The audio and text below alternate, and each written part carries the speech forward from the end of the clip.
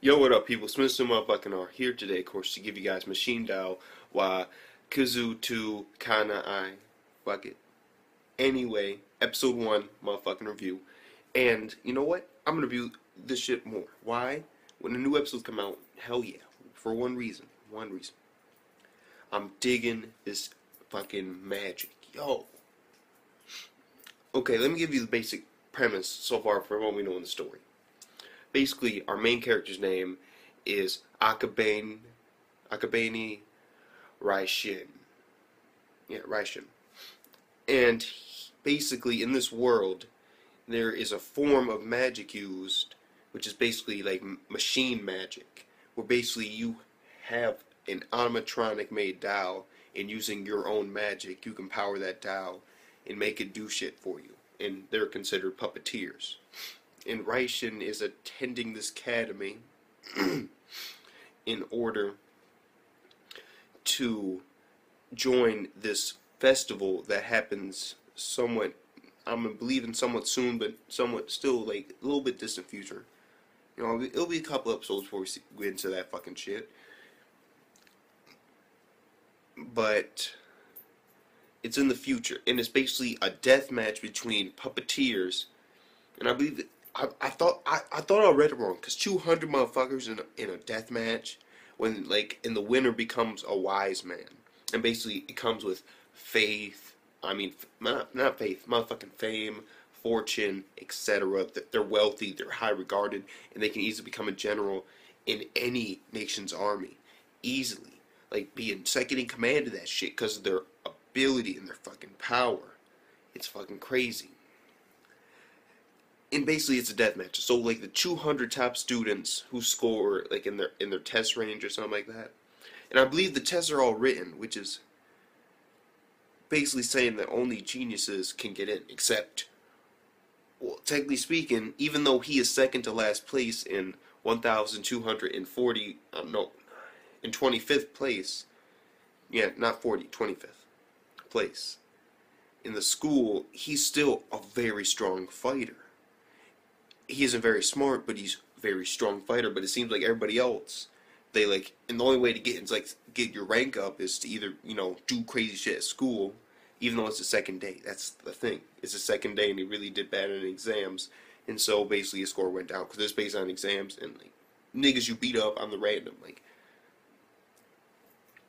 And so basically, and the only way he can get into this competition is to defeat one of these, basically somebody who's already in it that's well known at the school. And the whole reason why he wants to get into this festival and into the school and all that is so he can find one man. And I don't even believe they said his name yet. But basically, from what we see in the episode, he killed or possibly contributed to the death. I'm gonna say since he wants to kill this motherfucker, and he's been training in the East, and basically he has black hair, and obviously in Japan, if you have black hair, you're obviously indigenous and shit. But I don't. Is that really true? We'll see. Fuck it.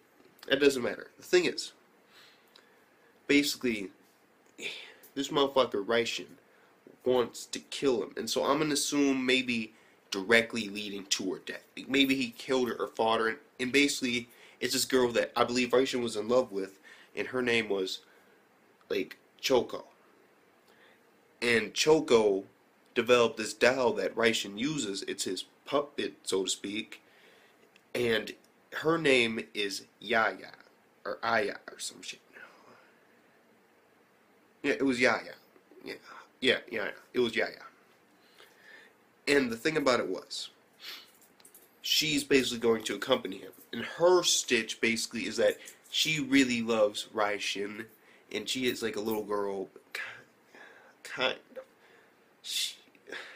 I'm gonna say she's sort of like a little girl, but at the same time she's not, because she's a robot, and also she kind of does have some, but still, I'm not sure. I'm not sure where to label her yet. But I'm gonna say for right now, Lolicon. She's kind of like a Lolicon. And basically, she wants to get on Raishi's fucking dick. She's always talking about going into bed with this motherfucker and, doing all types. He wants to do it. But Raishi, unfortunately, doesn't. And Yaya gets easily jealous and upset with him because he doesn't, be like, why do you loving all these other girls, not me? And basically, when they team up in battle, he uses like spells and he has like numbers for them.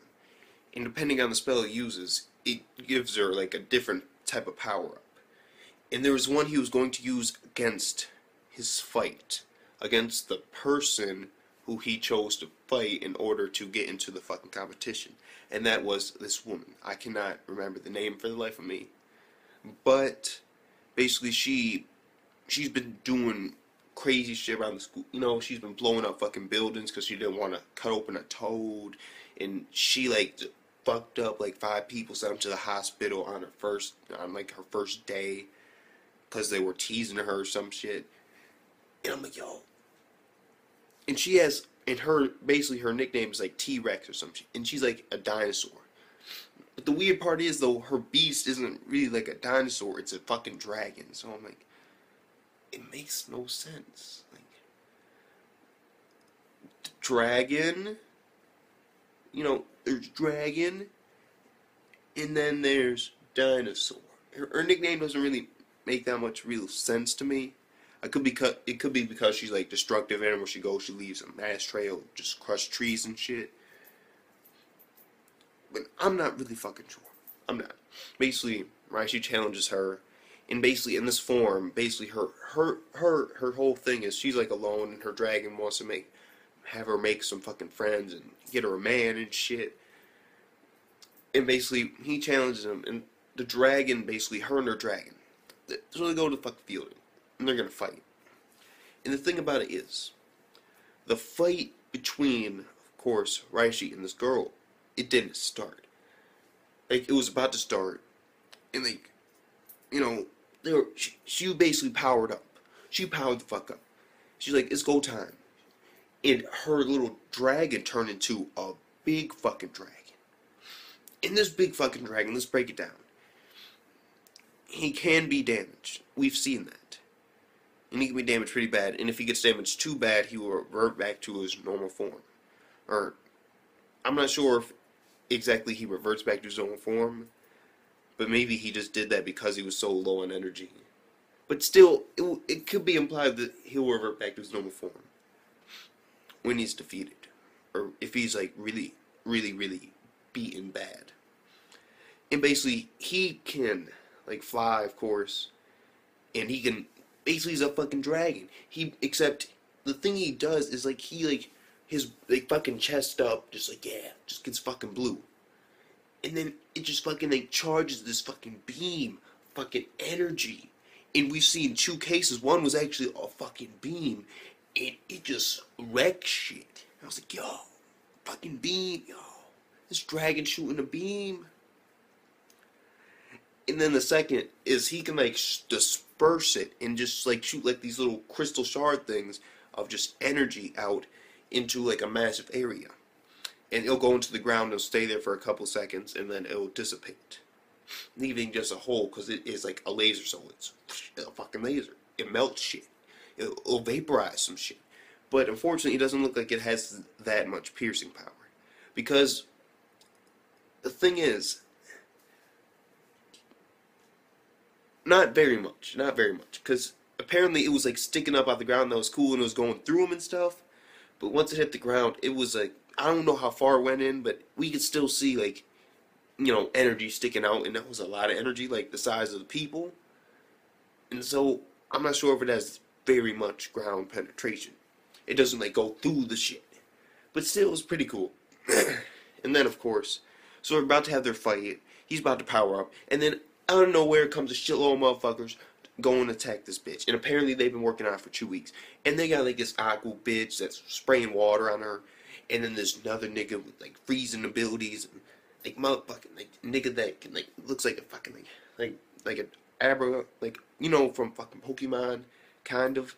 But like with a fucking cloak on and white and shit. I'm like, And basically, somehow, he like gets out some fucking camo, her puppet, or its puppeteer, and like after this explosion, and they think that they actually killed Reishi like right on the spot. I was like, yo, he ain't fucking dead. No, no, no.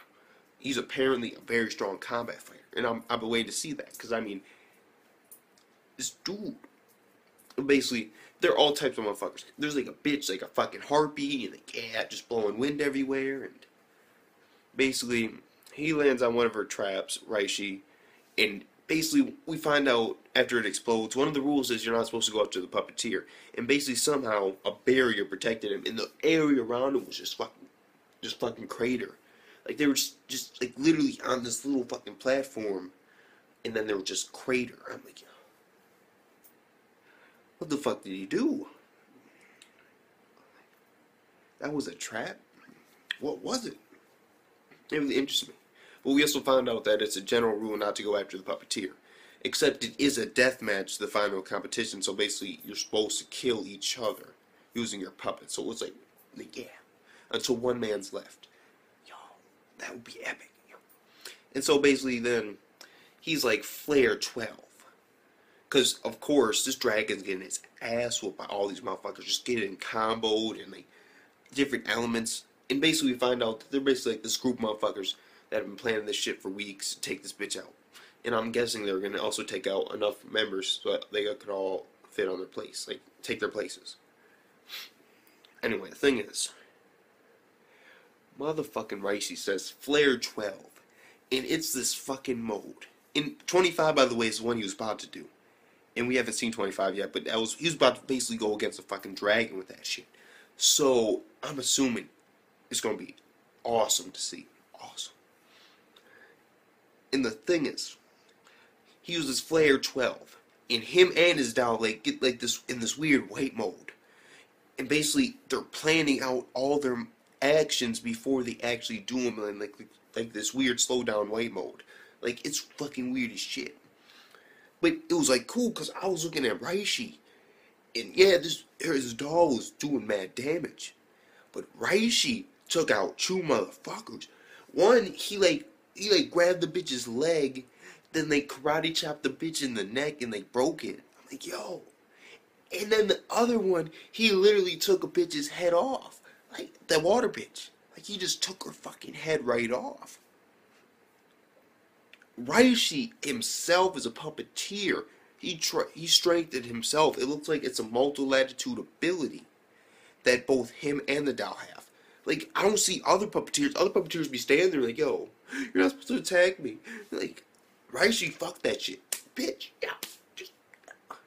He's killing fucking robots and shit that have magical powers that are being controlled by other motherfuckers that are called puppeteers.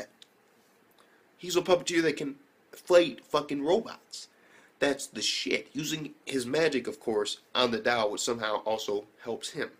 And then it goes into like the actual mode when everything's happening. And basically all just happens real fucking quick. And I'm like, yo. Like, oh, I remember just seeing him fucking break that bitch's neck. I was like, yo. Then that fuck, yeah. Bitch's head gone. Yo. And so basically, they're done. They're about to get away. Then, this is when, of course, the dragon does the shard technique. Like, when it's like the laser, but it's like just a whole bunch of like these shards just going into the fucking ground. Like, it's a massive just area of them. And he did it, and then basically, there are all these holes everywhere, and like, niggas sweating. No.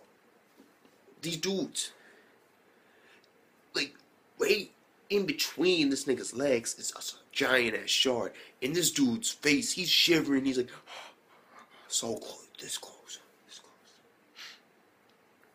I was like, oh. And so they got taken out. And then basically, Reishi and her are now friends. And then basically, this whole thing was basically, oh, you got a new friend now. I was like, you were interested in him, weren't you? You got his name. And it's like, okay, that's it. Because her gag also is like, when he says shit that upsets her, he'll downgrade her meal. And she's like, no chicken for you. It's like, fuck, you're getting Maizen. Or Maizy. And the thing is, I'll get to that later, but basically, it's nighttime. She was in battle and she did get somewhat injured. And so, of course, she says, I gotta be close to you so I can heal faster. And just night down, you know, shit coming down. He's like, fuck it, why not? Turns out the light, and then she starts holding him and shit. And he's like, no, new rule, don't touch me. No, fuck. He's like, but Reishi, I need to heal faster. And if I make contact, he's like, fuck that shit, you liar. Get the fuck out of my bed. I was like, yo. Because Reishi, she's making all these advances, and he doesn't take it. So he's a real fucking nigga. Sometimes you gotta say no. Especially if they're a robot. And a little girl robot at that. That's weird on a whole shitload of levels. But the thing is, from there we go to basically the next day, and they're meeting up and they're eating together. And we see this motherfucker, this bitch is dragging. And he's eating that fucking maize shit. There's no chicken, he's eating like some noodles and shit. He's like, oh, I'm feeling better. So they're sitting down, basically doing a nice little casual chat. And then we hear like, oh fuck. I missed one important scene. And that was, we finally found Raishi's next person he's gonna fight in the future. We found another one, possibly. And it's like this person or this fucking robot that eats other fucking robots, like legit, and possibly their owners. I don't fucking know. But there was a puppet, and it was like eating, and the dude was flying and shit. I'm like, so we'll see. It was just a quick scene, and it was just like a little something that could happen in the future. A possible epidemic happens, and he has to go fight it. You know, take it out. And basically, he sees this guy who killed her, and he stands up, and basically has like these two bitches with like shit over her face, like this, like in like a sign. Like, I don't get that, but fuck it, why not? Do you? Fuck it, I do you sometimes. But basically, they're following him, and it has like this weird fucking question mark on it. And so he's walking, Reishi, it's go time, fucking like. It's like, it's go time. 5. Or, I believe he said 5. I'm not sure, though. But I believe he might have said 5. And then they just bust out the fucking window, and they're about to fight. And then, I'm like, yo. And right before it ended, of course, this girl, I'll get her name next episode. I will. Basically, she says, don't fight him. You're not strong enough.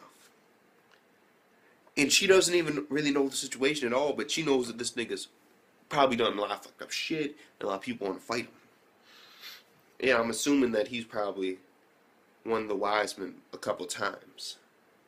Or maybe you can only win it once, I'm not sure. Or maybe he's like the badass motherfucker on the school that just like, I don't know, we'll see. But basically, the thing about this dude is he's like wearing like these white shades, and he reminds me of this fucking character I've seen before, but I can't remember.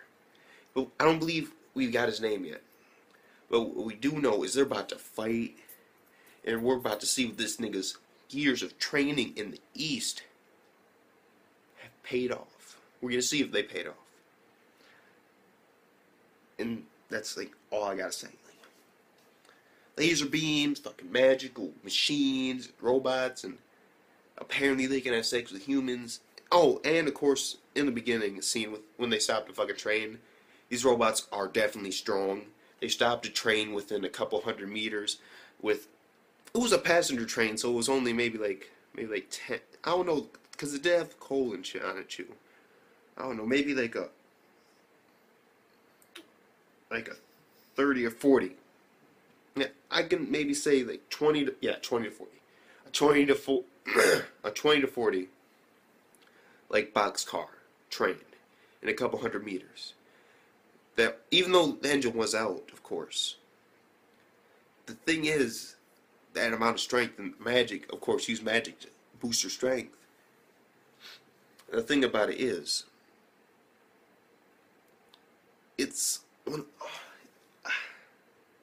of those things where it's like they stopped the train in a couple 100 meters with that much fucking weight just coming at you and pushing forward with gravity alone, the amount of weight that it has, and friction, it wouldn't stop easily. Like, the wall that was there wouldn't have stopped it. It would have probably went through the wall, and it would have lost a lot of course, fucking, like, motion. Fucking, what's it called? I can't remember the fucking, it would lose a lot of that shit, and basically it would come to a stop a lot faster. Anyway, fuck it. So that was impressive shit, and they gave us a little hint. But the thing is, fuck it. We're done. We're done. Fuck it. So Smith's still motherfucking R. You know what? Let's rate this shit real quick. I'll give this episode a 9.3 out of 10. It was fucking interesting. It was intriguing. And overall, the top thing that I really enjoyed about this episode was I'm digging the main character. I'm digging this dude. He's a hard worker. He ain't bright, but yet he's intelligent. That's the shit we need in a main character. So fuck it. This was an amazing fucking episode. Yeah, it was an amazing fucking episode. So that being said, Mr. Motherfucking R. Peace the fuck out.